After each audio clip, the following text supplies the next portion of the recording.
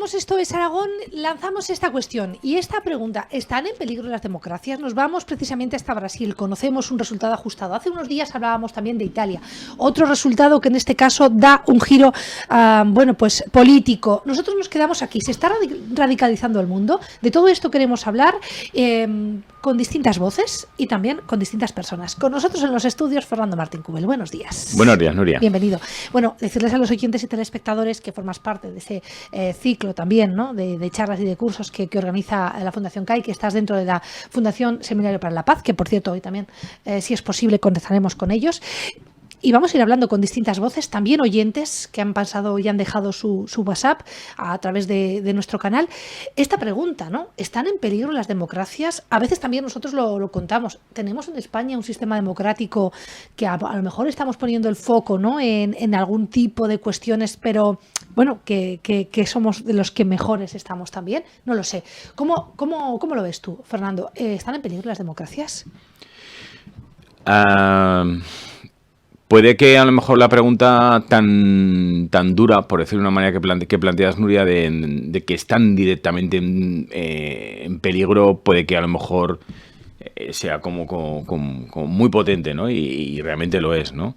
Lo que creo es que sí que tenemos una serie de problemas que evidentemente cuando se ejerce un modelo como es el derecho en sí de la democracia, siempre aparecen, siempre están ahí, ¿no? Es decir, esa relación de la institucionalidad, es cómo hacemos que las aspiraciones de una sociedad puedan emerger y por lo tanto fluir dentro de un modelo de democracia, los problemas que evidentemente en un modelo como insisto, la democracia pueden ir apareciendo, se le consiguen dar una solución. Luego, evidentemente, algo que también a veces lo olvidamos, pero aparece la cuestión del agotamiento de los modelos. Es decir, una democracia que evidentemente puede emerger en los años 40-50 del siglo pasado y que llega hasta hoy, vive una realidad actual que no es la de hace 40-50 años y tiene que readaptarse el modelo democrático. Eso se está haciendo, no se está haciendo, ¿no?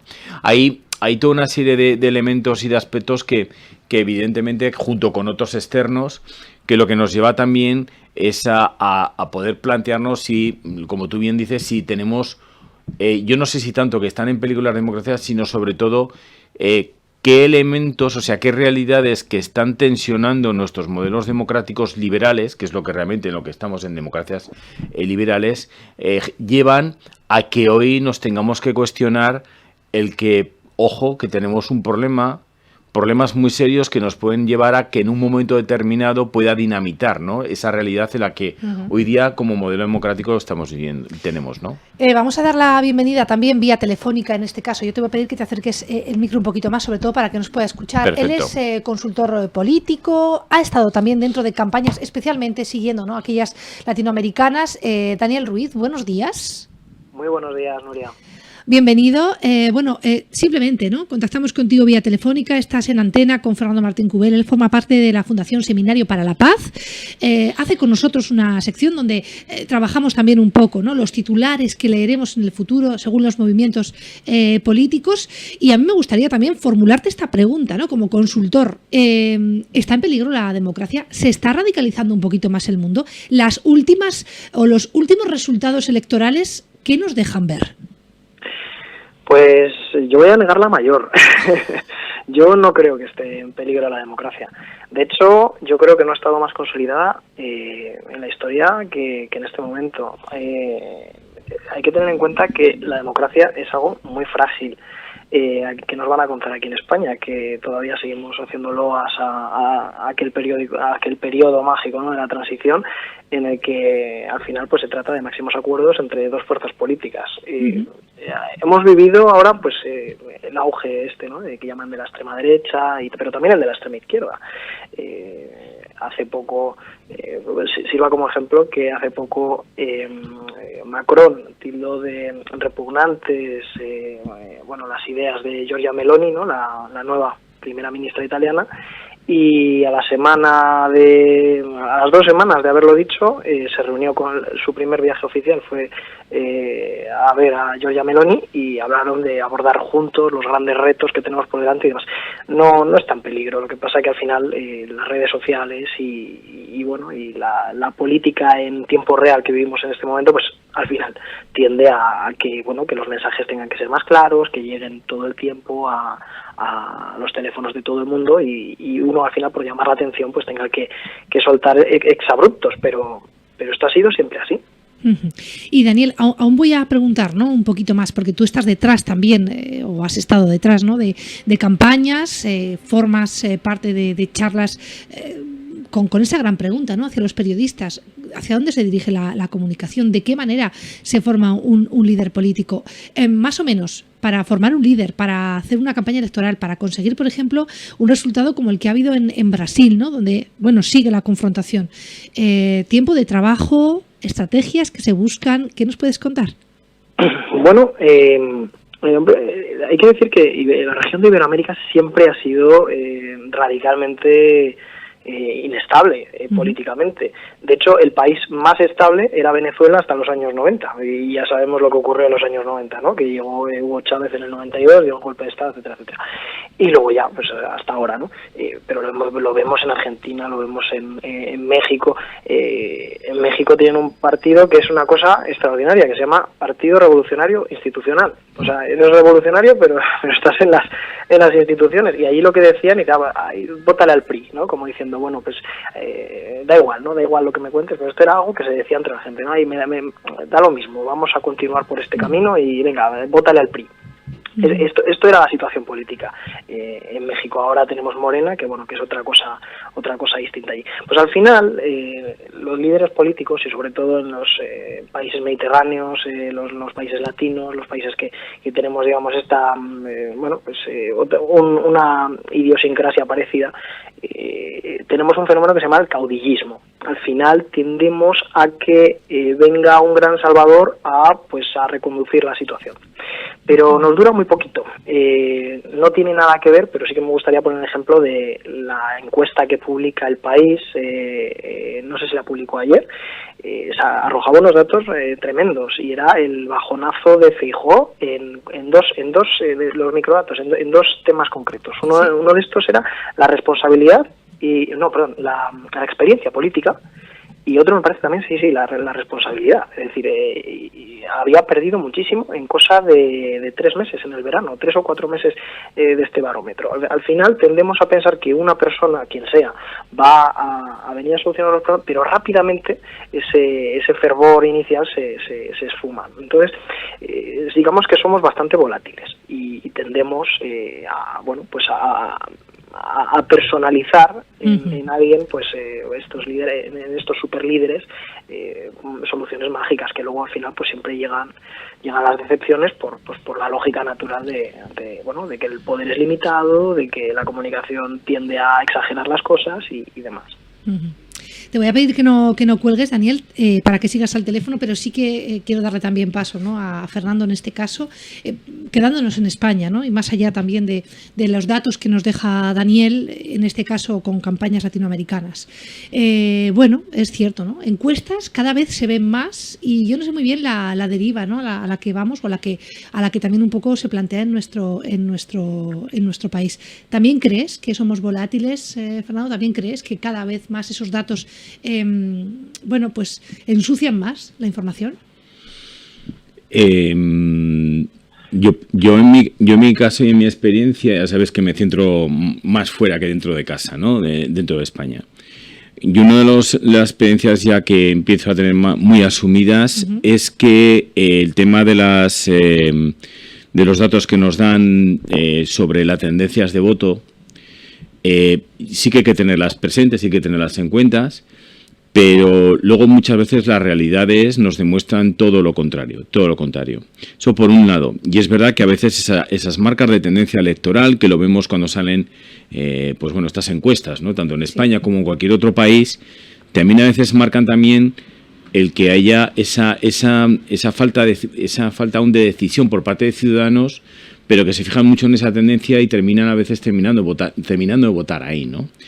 Luego hay otra realidad que yo también, por mi experiencia en elecciones fuera de España, me estoy dando también mucha cuenta, y hay una cosa que es el tema de las opiniones públicas. En las opiniones públicas, como bien comenta Daniel, tienen algo que nunca tenemos que perder de vida, y es que son muy líquidas.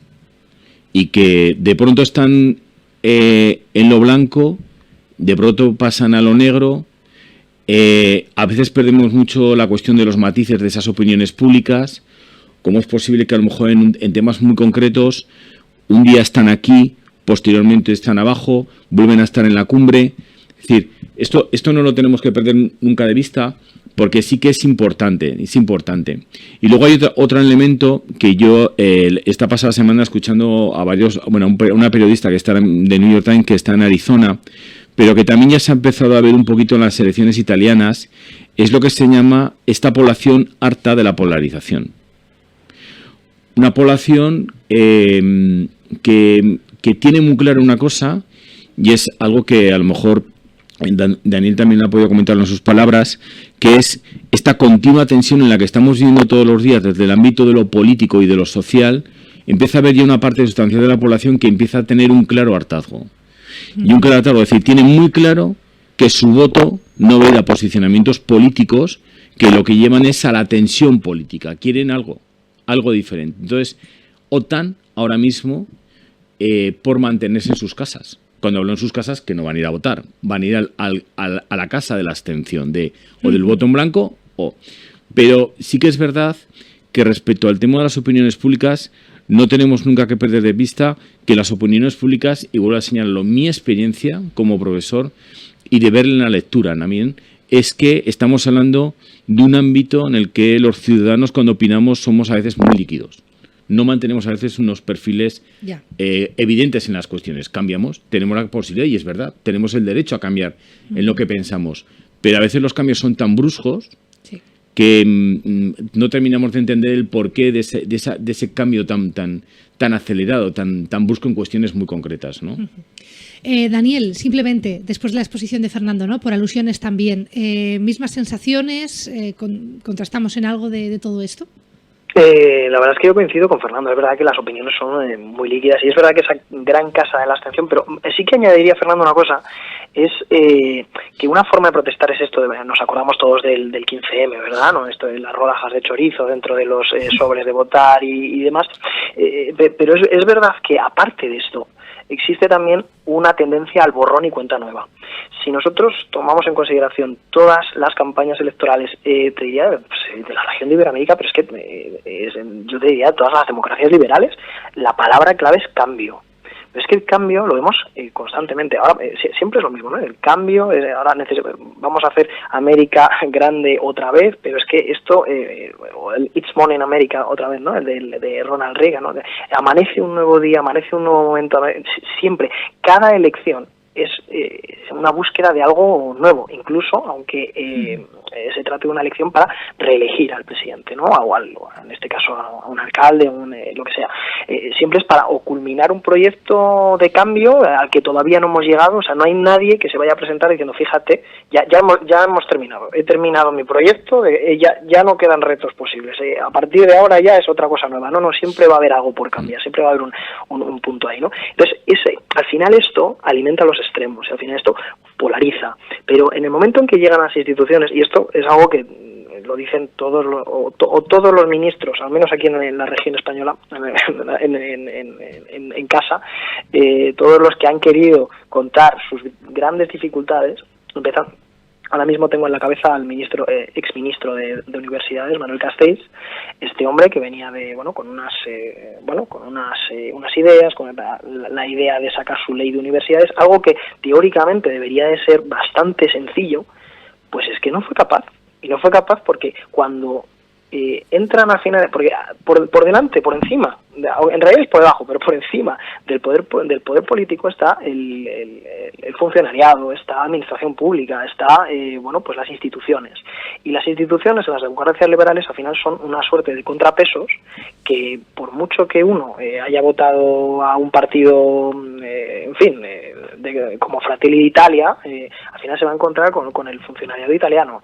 Y yo he vivido allí, sé de lo que hablo. Entonces, por mucho que Giorgia Meloni pueda albergar ideas, en fin, contrarias a la democracia liberal y demás, otro tema es que luego tengamos instituciones que quieran introducirse en la vida pública. Y yo creo que el verdadero problema que podríamos encontrar son estas instituciones supranacionales, como en este caso la Unión Europea.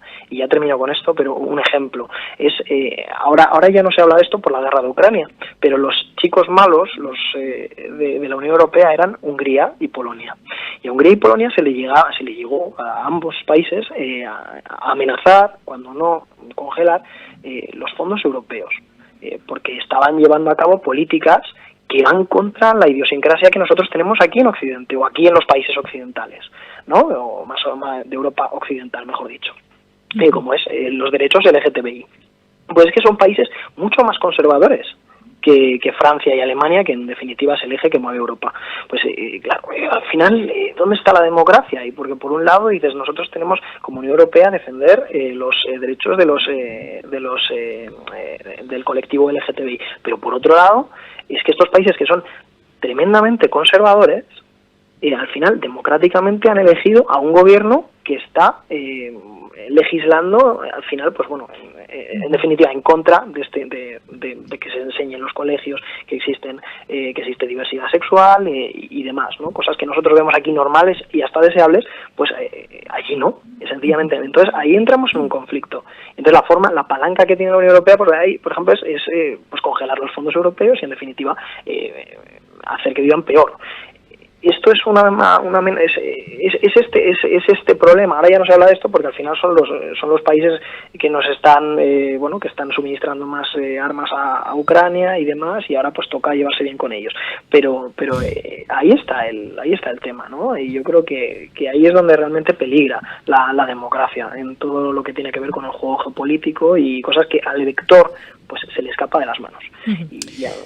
Daniel Ruiz, lo dejamos aquí. Gracias por tu tiempo con nosotros en Esto es Aragón y en este programa. Gracias. Muchísimas gracias a vosotros. Bueno, me voy a quedar, mientras hacemos la siguiente llamada, en este último dato que ha dado Fernando, me voy a quedar para tener tu opinión. Es lo que toca con los países como Ucrania, ¿no? Es lo que toca ahora, decía, ¿no? Yo entiendo también que esta guerra lo está cambiando todo, también el sentido del voto. Bueno, a ver, veremos si también ese sentido del voto, en tanto en cuanto que la guerra va evolucionando, eso se va produciendo. Yo mientras escuchaba hablar a Daniel, a mí me venía ahora mismo que podríamos hablar de lo que está pasando en Irán. Que también ahí hay unas ansias de democracia sobre el papel. Pero también podríamos hablar de algo que me parece muy importante y que yo creo que hay veces que lo olvidamos, que es que hemos tenido las primaveras árabes y es verdad que han sido un fracaso, pero no lo han sido por otro lado, porque eran un enfrentamiento entre el modelo de los grupos terroristas globales, que era lo que planteaba Al Qaeda, su modelo frente a los regímenes que había. Los regímenes que había en Libia, el régimen que había en Túnez, y en medio estaba la población. No tenían, estoy simplificándolo mucho, sí. No había otra alternativa desde lo político. O querías una cosa o la otra, y de pronto aparece una tercera, lo que hemos llamado siempre las terceras vías, que ha fracasado en la mayoría de los casos. Entonces, sí que creo que eso no lo tenemos tampoco que olvidar, que también se intenta, por otro lado, es que la democracia se abra paso de otras maneras, ¿no? El PSOE, bueno, en esa encuesta, ¿no?, a la que hacía referencia en este caso nuestro compañero, el PSOE logra salir del estancamiento, medio punto que roza con el Partido Popular. Claro, a mí hay una cuestión que también me gustaría un poco lanzar, y es, oye, con estos datos, con estos resultados que también hemos viendo fuera de aquí, ¿estamos yendo más a esa abstención de la que hablaba el consultor político anterior? No lo sé. Yo creo que empieza a haber claramente por parte de la población y con lo que tiene, lo que va viendo día a día, pues sí que es verdad un mayor peso de a quién estoy depositando mi voto. Luego, tenemos que tener siempre muy presente, y creo que en esto muchas veces lo insistimos, que aunque podemos hacer un planteamiento muy general de ese día de la abstención, de hacia dónde van las poblaciones en el ejercicio del voto, luego ir al caso particular de cada uno. Por ejemplo, ahora vamos a tener unas elecciones en Irlanda del Norte. En Irlanda del Norte. Vamos a ver el nivel de participación, porque la realidad que tiene en Irlanda del Norte es muy diferente a la que en su momento aquí vayamos a tener en las elecciones del año que viene. Y luego algo que también, por ejemplo, en el caso español, yo creo que es interesante destacar, porque en esto yo insisto a título personal y no como profesor, y es que aunque tengamos un fenómeno de abstención, lo que vamos a tener es un fenómeno, yo creo, solamente de vuelta al bipartidismo. Porque es en lo que los dos grandes partidos en este país están. Aun por mucho que, como habéis comentado, los datos de Feijóo, lo que los dos grandes partidos están, aunque no tengan un acuerdo firmado, es un regreso al bipartidismo. En gran medida porque quieren y en gran medida porque hay un fracaso de los partidos de alrededor. Desde luego esa idea se está implantando en los últimos meses, es una realidad. Fíjense, nos vamos hasta la Fundación Seminario de Investigación para la Paz.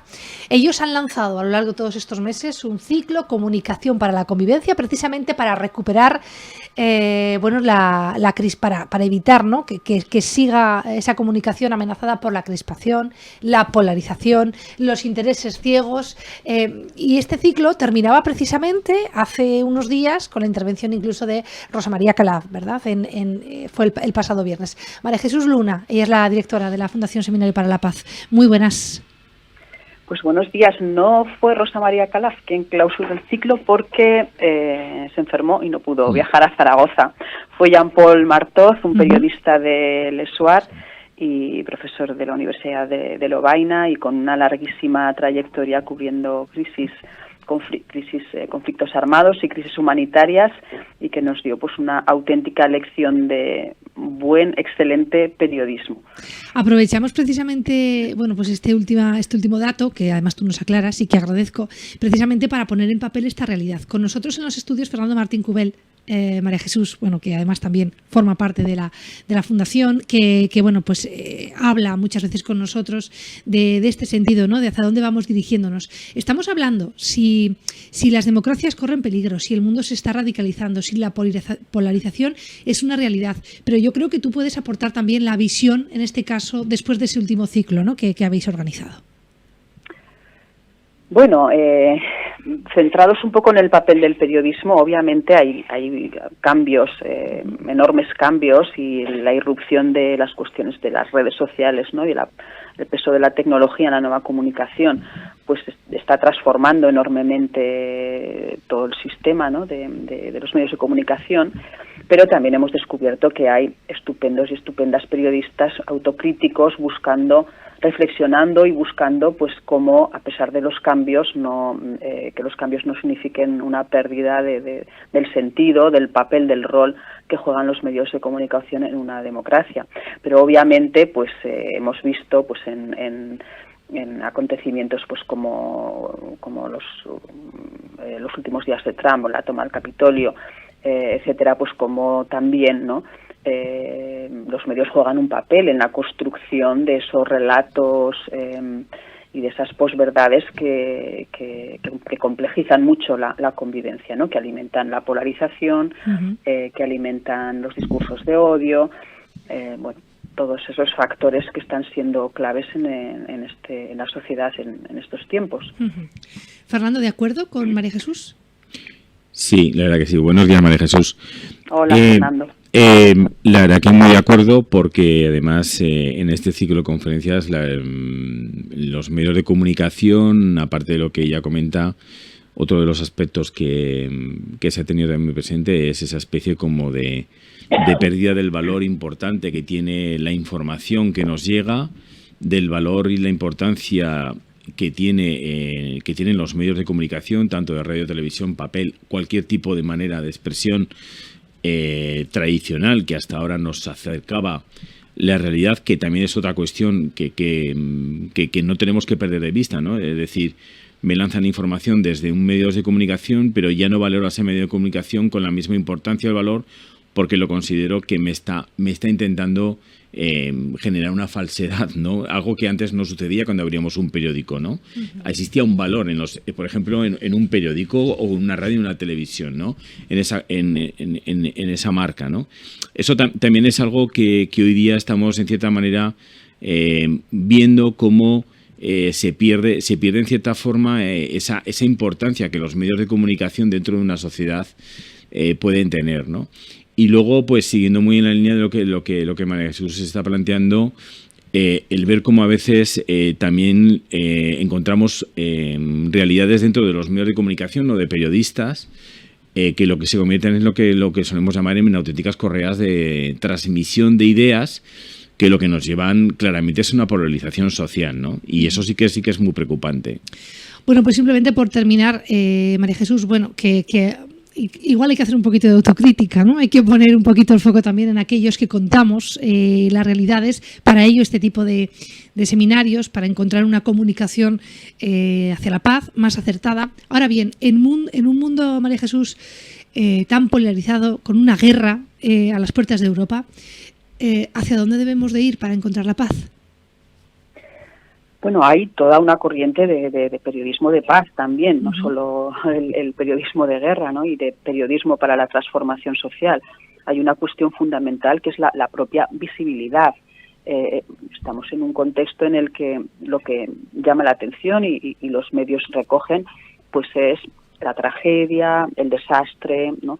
Y un proceso de paz, pues con unos tempos mucho más lentos y con menos impacto, ¿no? En sus imágenes, pues interesa menos, aparece menos, se cuenta menos. Es una lástima porque procesos de paz los ha habido y los hay. Y es muy importante proporcionar esperanza, ¿no? Y cuando estamos horrorizados y un poco como una sensación de callejón sin salida con la guerra de Ucrania y con otras guerras, recordar que ha habido conflictos muy feos, muy complicados y que ha llegado un punto en el que, bueno, se ha generado un proceso de paz y se ha podido pasar página, más o menos, se ha resuelto el conflicto, se ha llegado a una situación de convivencia pues más aceptable, ¿no? Entonces, lo primero es la visibilidad, ¿no? La visibilización. En esta última sesión también dábamos mucha importancia, y esta es la lección magistral de Jean-Paul Martov, y de paso aprovecho para abrir un paréntesis y contar que todas las sesiones están en nuestro canal de YouTube y cualquier persona interesada puede recuperarlas. Bueno, pues Jean-Paul Martov se centró en el tema de la visibilización de las víctimas con sus luces y sus sombras, y esa es una parte fundamental, ¿no? Cómo no solo visibilizar a las víctimas, sino cómo visibilizarlas, que a veces es peor el remedio que la enfermedad, ¿no? La manera en la que se les visibiliza las revictimiza más todavía, ¿no? Y bueno, y en general, pues el tener cuidado también, pues para hacer, bueno, en la medida que las cosas se hacen de manera rigurosa y se recogen diferentes puntos de vista sobre las realidades, pues bueno, se contribuye a salir de esas cámaras de eco en la que solo nos alimentamos de un solo enfoque respecto a los problemas, ¿no? Entonces yo creo que hay muchas posibilidades. Ahora me consta, por ejemplo, la Federación Aragonesa de Solidaridad acaba de lanzar un premio de periodismo responsable precisamente para recompensar esos esfuerzos que hay periodistas que los hacen y que tenemos también que reforzarles positivamente, ¿no? Para que los sigan haciendo y eso no se pierda, ¿no? Bueno, pues te doy las gracias por estar con nosotros, María Jesús. Gracias desde la Fundación Seminario para la Paz. Ahora mismo, hoy es día 7, mañana tenemos unas elecciones importantes en Estados Unidos. Unas elecciones que son de mitad de mandato, en las que va a haber una renovación de parte del Poder Legislativo, que según cómo salga, puede determinar lo que es la segunda parte del mandato de la administración Joe Biden, en algunas cuestiones muy concretas, por ejemplo, en el apoyo que Estados Unidos está dando en la guerra de Ucrania. Por ejemplo, ese es un tema que yo creo que no tenemos que perder de vista. Creo que en segundo lugar tenemos que ver cómo evoluciona la cuestión de Brasil, ¿vale? Porque parece ser que va a haber ya un traspaso, entre comillas, del poder, pero tenemos que conocer muy bien la realidad en la que el nuevo presidente brasileño, señor Lula, que ya lo ha sido, se va a encontrar, porque, claro, hablamos del enfrentamiento entre Bolsonaro y Lula, pero no hay que olvidar que en estas elecciones no solamente se votó a los dos candidatos, hubo también una renovación del poder dentro de Brasil. Y ahí sí que es verdad que el bolsonarismo no ha terminado, porque lo podamos entender fácilmente, de perder poder. Sigue estando muy presente. Y hay que ver hasta dónde va a poder llevar a cabo las políticas Lula da Silva. Y luego, en tercer lugar, quiero no olvidar que, si no me equivoco, porque a lo mejor muchas veces es el tema de Etiopía, donde hay un acuerdo de paz. Un acuerdo de paz, que es lo que está además comentando Luna por teléfono, que no se visibiliza tanto, que nos estamos centrando en mucho tema de conflictos y en esa desgracia, pero que tenemos un nuevo acuerdo de paz.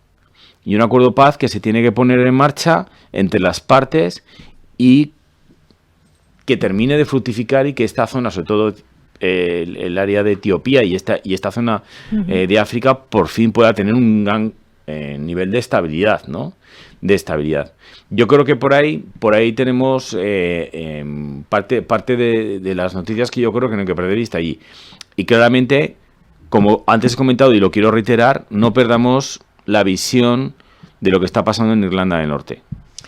Que Pues, va a haber elecciones, ¿sí? porque se han convocado obligatoriamente por parte de Londres, y ese sí que es una realidad Ajá. muy potente, muy potente. Pues pendientes de Estados Unidos, pendientes de Irlanda, pendientes también de estas realidades. Fernando Martín Cubel, gracias por tu tiempo con nosotros en este espacio, hoy un poquito más amplio y con voces para todas las opiniones. Gracias. Gracias a vosotros.